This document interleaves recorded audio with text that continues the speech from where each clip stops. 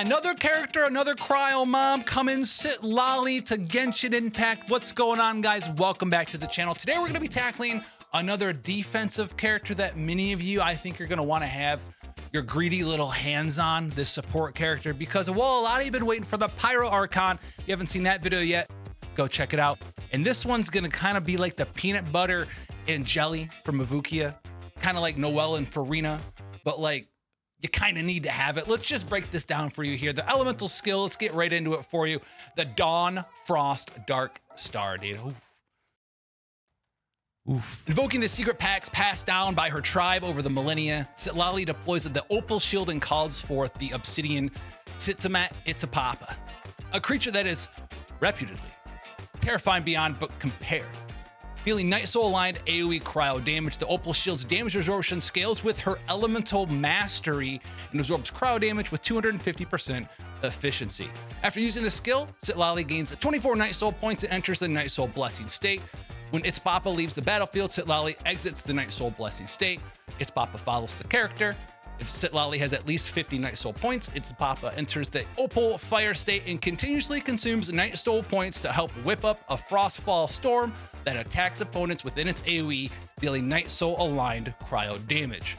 When Citlali's Night Soul points are fully depleted, Itsapapa's Opal Fire state also ends. This goes on a very lengthy 16-second cooldown, but at talent level 10, it's going to scale that shield strength of over 1000% of your elemental mastery, which means that it's going to be a pretty sizable shield. Basically, just if you can build like 1000 elemental mastery on this character, well, 100% of that would be 1000% shield. So, you know, 1000% of that, well, times 10, you know, you get like a 10k HP shield. It's nothing super crazy, but it does have that efficiency bonus versus cryo damage as well, which means that it's going to be, you know, like a 25k HP shield if you're blocking cryo damage with that. But that's not the only thing. Remember, it's summoning Itsapapa for you as well, and that's going to be doing and applying cryo to enemies around your team, which is pretty cool because, well, that's not the only thing that she's there for. She's not just there for shields. Her elemental burst is the Edict of the Entwined Splendor, summoning forth allies, quote unquote, from the starry skies and the vast earth,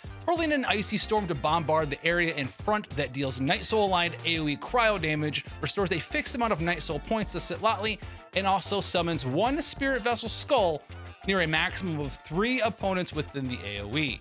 Spirit Vessel Skulls explode after a period of time, dealing Night Soul aligned cryo damage and restoring a fixed amount of Night Soul points to Citlali. The damage multiplier on this is pretty decent. You're gonna be summoning those skulls for additional damage and additional cryo application as well. The cooldown on it, not super lengthy, and the cost of elemental burst gauge for this, not super high either. So it's a pretty decent skill. You're gonna have a shielder character that's gonna be able to apply cryo damage for you, and most importantly, drain and gain Night Soul point meter like the world has never seen before. And this is very good if you want to go ahead and get a sneak peek here, because this works very well with Mavuika. But we're not done yet, because we have to go over the super awesome Ascension passive bonuses that she has. So let me check my notes real quick here for you. I don't want to have to do more editing. This is the first Ascension passive, the 5 days of frigid rain. Basically, this is going to be pretty easy. When Citlali is in your Night Soul Blessing state, nearby party members, when they trigger frozen or melt reactions, she's going to reduce the enemy's resistance to pyro and hydro resistance by 20% for 12 seconds. And then in addition to that, would you guess it? Yes, she's going to gain some Night Soul point meter back to herself as well, meaning that it's very easy for her to keep Itsapapa out to apply more crowd, do free damage for you. You're gonna have the ability to put that small shield on with her elemental skill. And then also she's gonna be a resistance shredder for both pyro as well as hydro damage characters in your team. This is very good, and we're not even done yet. Let's go with the second Ascension passive here. Now, the second one here is going to give you even more damage bonus for your Ascension passive. I don't want to get the numbers wrong here, but basically what we're going to put them up here for you is while you're in your activation of your elemental burst, your damage bonus for Itsapapa's super cool elemental skill in your elemental burst damage, they're going to get buffed up by your elemental mastery by a pretty significant margin for you as well. Constellation 1 for Citlali is going to allow you to buff up your active character's damage, as you're going to gain something called a Stellar Blade, which is going to allow your nearby active character other than Citlali to consume 1 stack of the blade to increase their damage by 200% of Citlali's elemental mastery. You can also gain 3 more additional Stellar Blaze off of Frozen and Melt reactions. This is going to work a lot like the additional damage effects of someone like Shenhe or Yunjin or the Redhorn Stone Thresher. C2 is going to be an elemental mastery buff for herself, and then also other characters who are guarded by her Opal Shield. So if you're in a Frozen or Melt based reaction team, this is going to be a pretty substantial boost in damage as well. This is also going to increase the Pyro and Hydro resistant shred that she has available at C0 by an additional 20%. C4 is going to allow you to summon additional skulls from her abilities, and these skulls are going to have an even larger multiplier, around 1200%, and it's also going to give you an even more Night Soul Point restoration for Citlali. Then obviously C6 is going to be a little crazy, as they always are. It's Papa summoned by the elemental skill Dawn Frost Darkstar, will always be in its boosted Opal Fire state, and then when the Night Soul Points are exhausted, the state doesn't end there. Additionally, you'll also be able to grant up to a 60% damage bonus to Pyro, Hydro, and Cryo damage characters based on Night Soul Point consumption. She sounds like she's going to be a pretty amazing character to have access to on your roster, especially if you're someone that does Hydro and Pyro related reactions like Melt or Vaporize. She's going to be buffing those up even at Constellation 0. You're also going to have the ability, if you're a Makuvia fan and you want to get that Mavuika ready to rock and roll, she almost sounds like she's going to be, well, a necessity on that team. Her ability to just buff up the damage of the Pyro Archon while also giving free fighting spirit stacks for the Pyro Archon's own unique mechanic.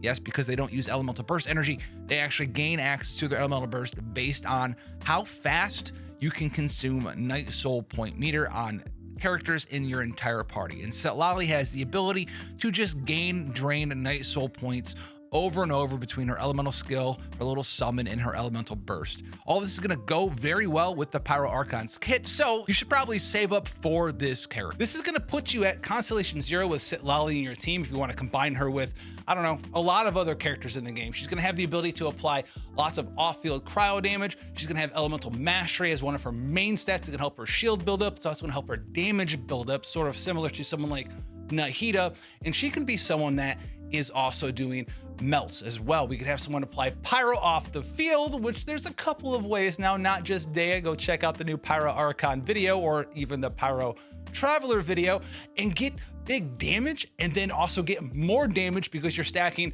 a pretty substantial amount of elemental mastery on Citlali as well. She's looking to be a pretty powerful character in conjunction with Mavuika as well as the Pyro Travelers. If you haven't seen those videos, yes, go check them out. If you haven't seen the other channel that I put up recently, the Pokemon TCG Pocket channel, check that one out too. It's got a little bit of content on it. We're going to be focusing a lot of content, a lot of gameplay, decks, all that cool stuff over there too. Until then, guys, take care, and I'll see you in the next one. Citlali.